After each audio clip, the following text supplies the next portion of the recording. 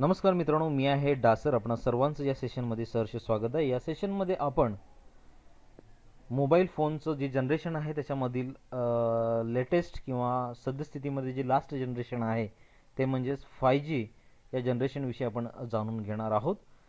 The 4G technology has now been deployed and the research for the next generation named as 5G has already begun.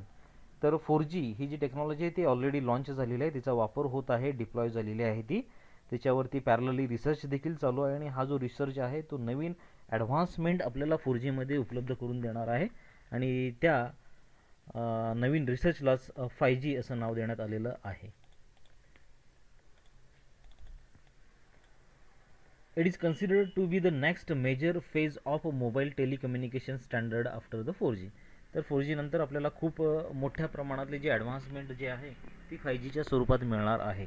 The 5G standard will be made commercially available by 2020.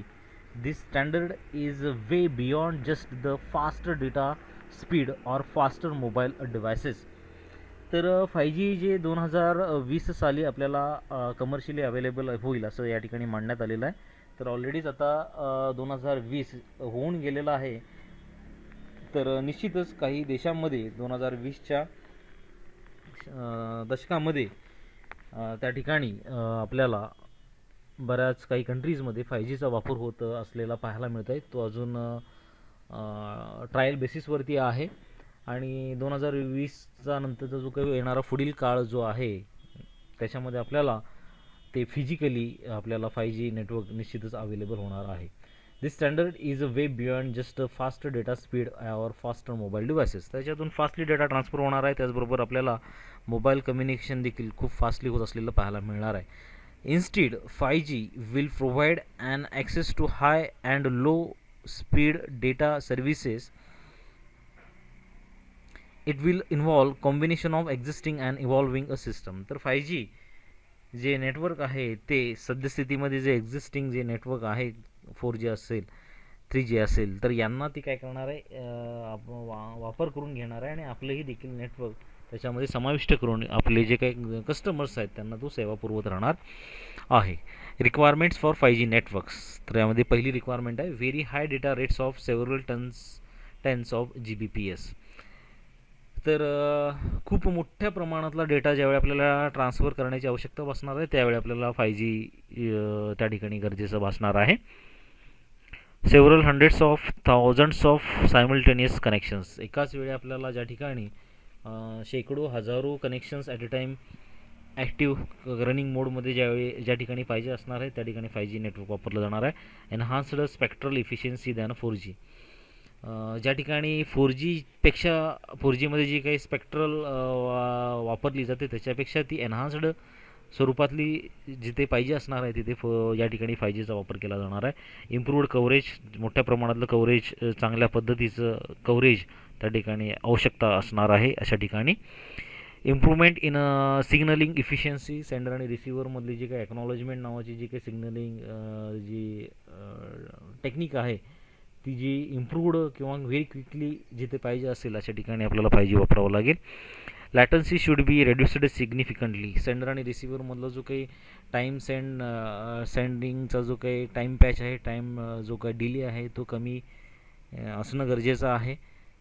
त्याचबरोबर acknowledgement very quickly सेंडरपर्यंत पोचणं गरजेचं आहे. अशा ठिकाणी 5Gची गरज बसणार आहे. The 5G network should be supported by the technologies such as LAS-CDMA, that is Large Area Synchronized, that is CDMA.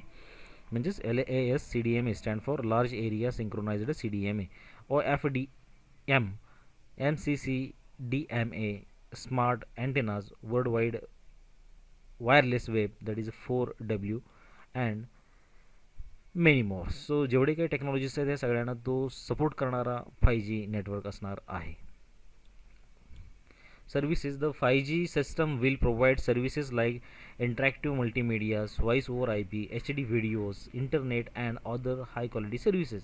ह्या जेवढ्या आपण हाय क्वालिटीच्या सर्व्हिसेस ज्या म्हणतोय त्या सगळ्या आपल्याला 5Gच्या माध्यमातून व्हेरी फास्टली आणि क्विकली आपल्याला अवेलेबल होणार आहेत.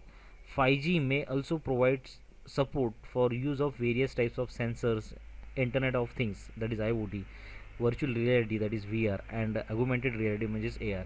हे जेवढे काही डिव्हायसेस आहेत, जेवढे काही सेन्सर्स असतील, इंटरनेट ऑफ थिंगचे जे काही हार्डवेअर्स असतील, या सगळ्यांना तो काय होणार आहे, कनेक्ट करणार आहे आणि त्यांच्यामध्ये डेटा सेंड अँड रिसीव किंवा इंटरनेटची फॅसिलिटी किंवा डेटा जो प्राप्त केलेला आहे सेन्सरनं त्याच्यावरती रिडिंग घेऊन त्याच्यानंतर डिसिजन मेकिंगची जी काही